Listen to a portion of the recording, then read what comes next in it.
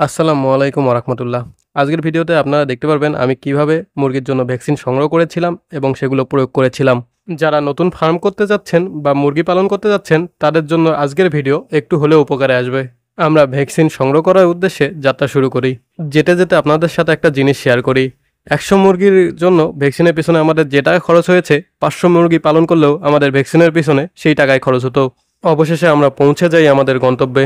Vaccine কেনার ক্ষেত্রে দোকানের বিশ্বস্ততা খুবই গুরুত্বপূর্ণ, তাই বড় এবং পরিচিত দোকান থেকে নেওয়াই উত্তম। আমরা রানিভ্যাক্স বুস্টার এবং গামরো বুস্টার ভ্যাকসিনটি নিয়েছিলাম। তারা সুন্দরভাবে বরফ দিয়ে প্যাকেট করে দিয়েছিল।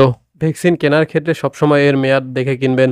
আমরা দুইটা ভ্যাকসিনই 500 মুরগির জন্য পেয়েছিলাম। প্রত্যেকটির মূল্য নিয়েছিল 230 টাকা করে। সাথে একটি লিকুইড দিয়েছিল যার মূল্য নিয়েছিল 20 টাকা। আমরা বাসায় এসে ফ্রিজের মধ্যে ভ্যাকসিনগুলোকে সংরক্ষণ করেছিলাম। আমরা সবকিছু ভালোভাবে গরম পানিতে ধুয়ে নিয়েছিলাম। লিকুইডটি যেহেতু 1000 মুরগির জন্য ছিল সেই জন্য আমরা সেখান থেকে অর্ধেক ঢেলে নিয়েছিলাম। তারপর আমরা লিকুইডটিকে সিরিঞ্জের সাহায্যে ভ্যাকসিনের মধ্যে প্রবেশ করাই এবং ভালোভাবে ঝাঁকিয়ে নেই। যতক্ষণ না ভালোভাবে মিক্সিং হচ্ছে ততক্ষণ আমরা ঝাঁকিয়ে নিয়েছিলাম। মিক্সিং হওয়ার পর আমরা ছোট বোতলে ঢেলে নিয়েছিলাম। এবার এটি প্রস্তুত মুরগির চোখে দেওয়ার জন্য। সাধারণত 16 দিনের মাথায় গামরো বুস্টারটা দেওয়া লাগে, আমাদের দিতে এতে 2 দিন দেরি হয়ে গিয়েছিল। আমরা 18 দিনের মাথায় গামরো বুস্টারটা দেই। প্রতিটি মুরগির চোখে আমরা 1 ফোঁটা করে দিয়েছিলাম। পরবর্তীতে 21 দিনের মাথায় আমরা রানিভ্যাক্স বুস্টার ডোজটি পানির সাথে মিশিয়ে দিয়েছিলাম। পানিতে ভ্যাকসিন মিশিয়ে দিলে অবশ্যই মনে রাখবেন ভ্যাকসিন দেওয়ার কয়েক ঘন্টা আগে খাবার পানি সরিয়ে রাখতে হবে।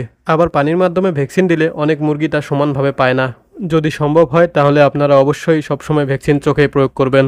এই ছিল আজকের ভিডিওতে। ভিডিওটি ভালো লাগলে একটি লাইক দিন, কমেন্টে আপনাদের মতামত জানান। আর নতুন নতুন ভিডিও পেতে আমাদের চ্যানেলটি সাবস্ক্রাইব করতে ভুলবেন না। দেখা হবে অন্য কোনো ভিডিওতে। সেই পর্যন্ত সুস্থ থাকবেন, ভালো থাকবেন আর আমাদের জন্য দোয়া করবেন। আল্লাহ হাফেজ।